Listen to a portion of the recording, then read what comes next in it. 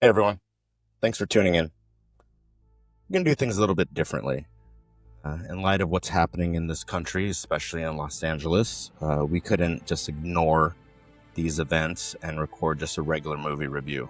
We were going to do Mission Impossible Final Reckoning, but it feels quite odd talking about that. We didn't quite feel in the right headspace to record, so this moment calls for more.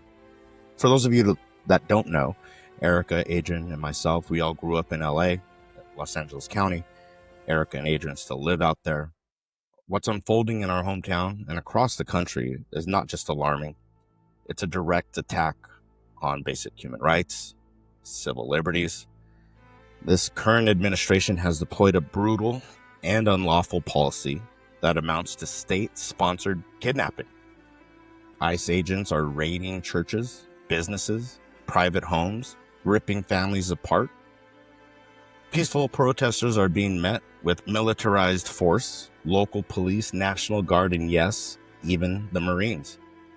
It's reported that 4,800 activated Guard and Marine personnel are deployed in Los Angeles.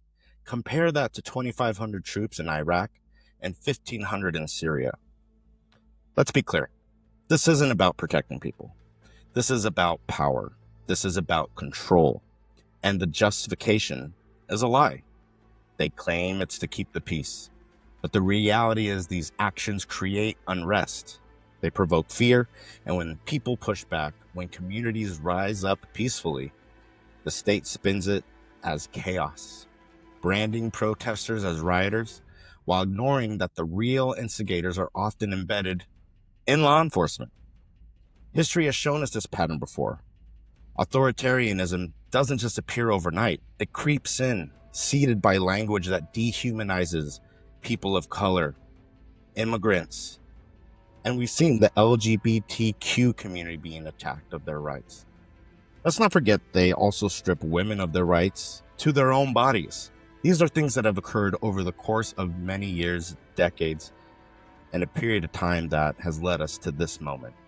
We've heard the rhetoric, the labeling of thugs, criminals, rapists.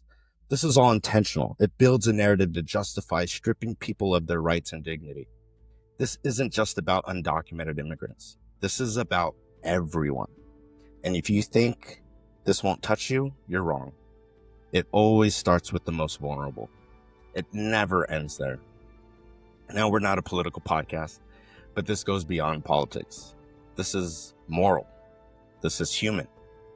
I'm sick of seeing these horrors unfold here and around the world, only for us to be expected to scroll past it and go on to some mindless meme.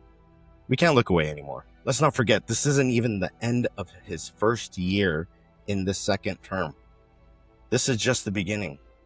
What we're witnessing now is exactly what they campaigned on. And for those who supported it and are now shocked, wake up. Let's not dance around it. You're standing on the side of racism and repression. If you're someone defending these raids under the guise of law and order, while turning a blind eye to a felon in office who's actively undermining the law, you've lost the plot. And maybe you've lost your humanity. I really hope that's not the case, but it's time for a deep, honest reckoning with what you stand for. Between backing a genocide in Palestine, which the US is funding, and militarizing against US citizens, if your instinct is to justify this, you've got soul searching to do. Trump has already stated that for his military parade, protesters will be met with heavy force. Impeachment has come for less with other administrations. Our political leaders have let us down for it to even get to this point. Here's the final thing I'll leave you with.